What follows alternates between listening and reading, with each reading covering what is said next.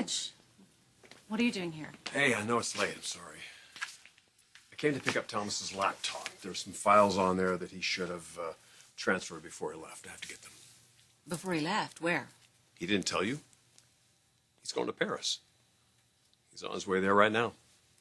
He's going to Paris? Why? International's been clamoring to get him over there to do publicity. It's very last minute. Well, that's great. I'm sure he's very thrilled. Yeah. So did he go by himself? No. Brooke's with him. The men's line's been just going through the roof. It's breaking all the records. It's really incredible, actually.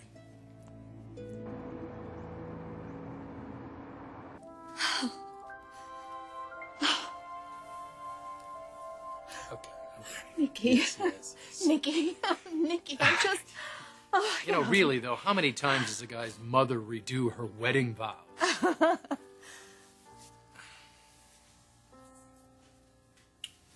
Aggie, thank you. You sure about this, lady? Because it's a big commitment. We've already made our commitment. We're just renewing our vows. Well, if that's the case, what am I doing here? Oh, don't you dare leave. All right, Mother. It's not very often I get in my dress whites. So let's batten down the hatches and see where this takes us.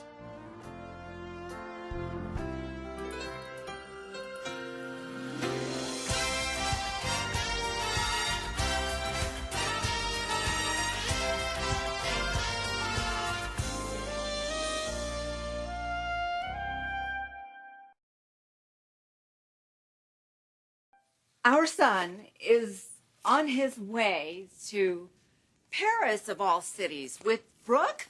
Actually, they won't be alone. They'll be surrounded by so many reporters they'll be lucky to get out of the airport. Taylor, Thomas and Brooke have done something at Forrester that no one's really done before. They've ignited an interest, a world interest, in one collection. How are they getting there? One of our jets. Are they alone on the private jet? Oh, yeah, of course they are.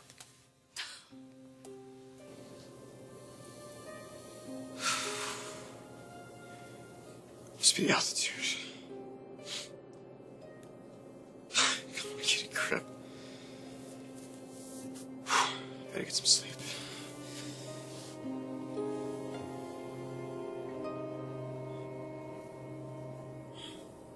Aggie, why don't you join me over here? I'll try to get this started somehow before I head back to my boat. Oh, I just can't believe this is happening. I can't believe you're here. I mean... Let's not get too excited, Mother. Let's just see how things go.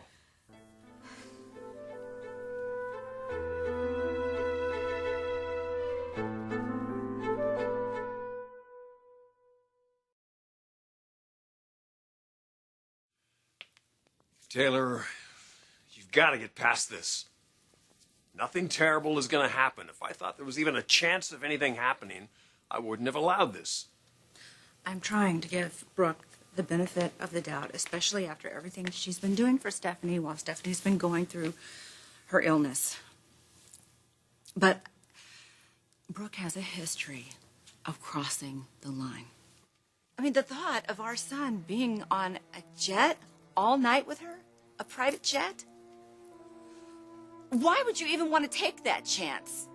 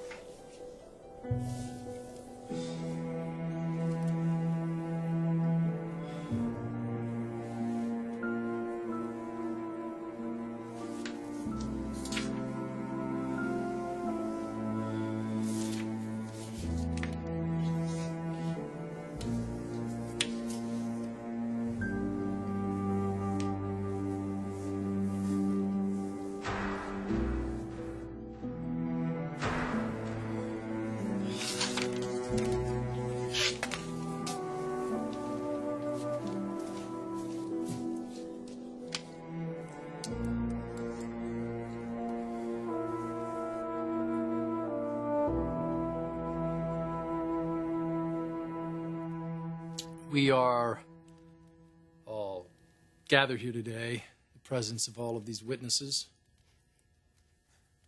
to celebrate the renewal of the marriage vows between my mother. What's your name? Nikki. My mother and Owen. Well, you lost your minister, and I'm a sea captain, so I'm just going to have to do this my way. Got to clear the air about a few things here. Now, the two of you have represented nothing but the word obstacle to me, especially when it came to marriage and your life, Mother. Let's be honest. There's been a lot of pain involved here, and infidelity, and a child with another woman that would cause most normal women to walk away from this man, or run for that matter. But you didn't. You stuck it out.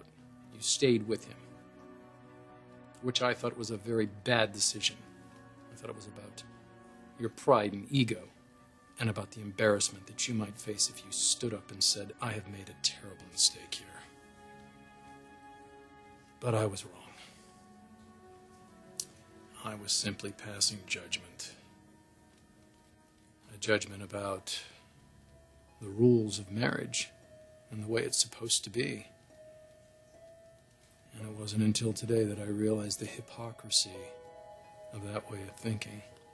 Especially for me, a man who, since day one, has set out to break every rule he's faced, a man who looks warily upon society's expectation, a man who will not accommodate to anyone else's rules. And you know where I got that, Mother? I got it from you, the quintessential rule breaker. And you just don't know how long I wanted to thank you for that.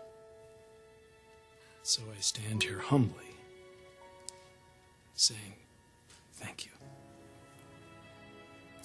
How could I ever live by that creed and expect you not to do the same? I'm not going to pretend I don't have issues with one Owen, because we're very different, just as surfer and sailor. But today, and not until today, I can stand here and admit that we have one thing in common. We both love you. And I don't know anyone other than myself who wants your happiness more than Owen. But I will always be watching.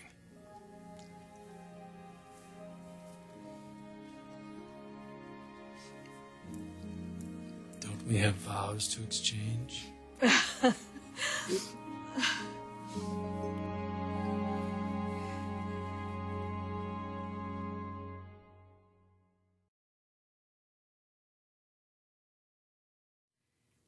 Like Nikki,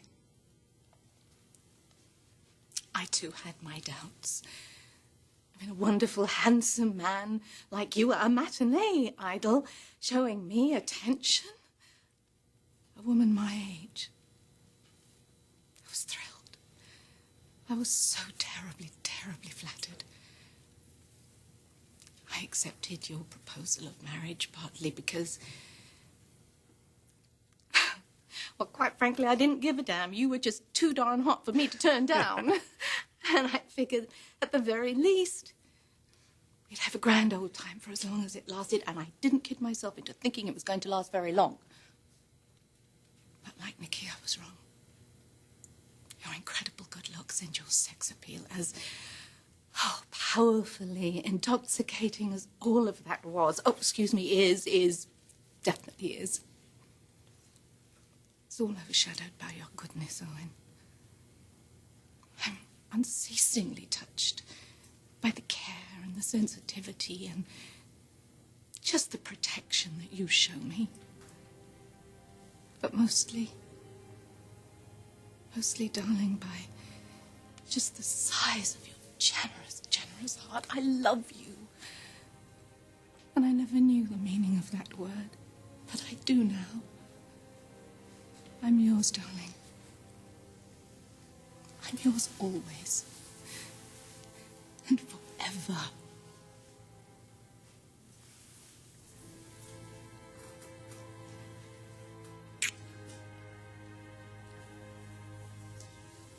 You're a part of me, Jackie. I can't think of any other way to describe how I feel when I look at you every morning. When I make you happy, I'm happy. And when I hurt you, I hurt myself. And I forever regret it. Life has very little meaning apart from you. Whether I'm out on the waves or I'm in the office, you're with me. I can't imagine this world without you in it. I don't even like to think about it. I'm not the most religious dude, but there isn't a day that goes by that I don't thank God for your presence in my life. And I love you. And I'll never stop loving you.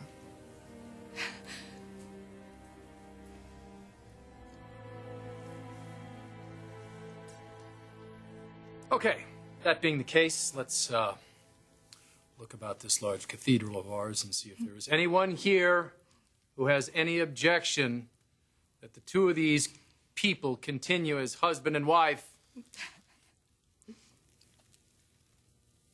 Okay, no objections. Therefore, by the power vested in me by Poseidon, the god of the seas, I hereby declare the two of you and your vows officially continue to do your thing. Owen, you can kiss my mother. With pleasure.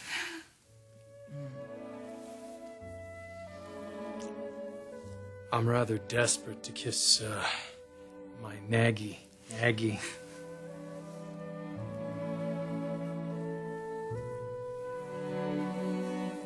Thomas is a responsible young man. No, he's a very confused young man. He's never really been in love, Ridge. He has very little experience with women. To tell you the truth, he's emotionally immature. Doc, I appreciate that you're a psychiatrist, but I sure think you're going overboard with all this. I'm trying to tell you that Thomas doesn't really have any discernment when it comes to women and relationships. He can't. And I'm the one to blame for that. This is my fault. I take responsibility for it because I was gone. But Brooke was there. That's exactly right. Taylor, you think that he's falling in love with Brooke because Look, she was the one that was there raising Men him? tend to be attracted to women who remind them of their mother. That's a very well-known fact. And Thomas was with Brooke at that time, and she was his mother figure. When I was gone, I was missing. He needed me. Taylor, you don't need to feel guilty about all This that. this is not about guilt, Ridge. I'm telling you that our son is with this woman, Brooke, with all of her sexual energy, going to one of the most romantic cities in the world. What were you thinking? Obviously not what you're thinking. Well, maybe you should be. I want you to get on the phone, and I want you to call that pilot, and I want you to tell him to turn the plane around and bring them back.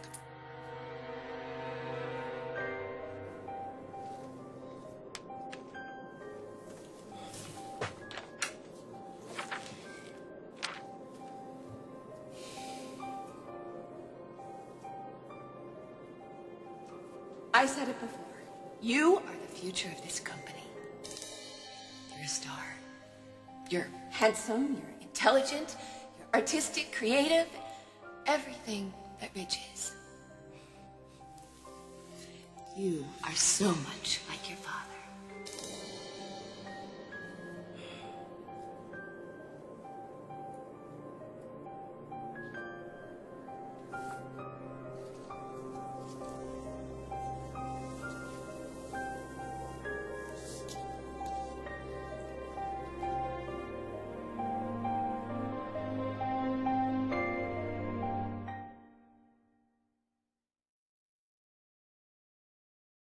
So does the captain have a toast? A risky request from the groom. But how can I resist? To you, a woman that I would walk through hell to protect. And to you, Owen, a man I know that would do the same. The best of both of you. To my wife, superlatives don't describe you. And I will never again let you down. Never. Well, I guess that leaves me. To the two men who I cherish most in this world. To my son. Sweetheart, you hold my soul in your hands. And you have made today the most perfect day of my life. Thank you. To my husband, who taught me how to live, and how to trust, and how to love. To you, Owen. To us. Forever beautiful. Forever young.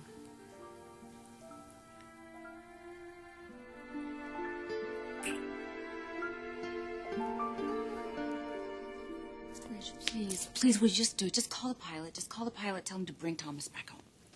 Thomas would never speak to me again. You either, for that matter. I don't care. I don't care. I don't have any problem with that. That's what it takes. Look, Brooke would never do anything. Fine. Thank you. Thank you for leaving all of this on me to pick up the pieces when they come back and something's happened.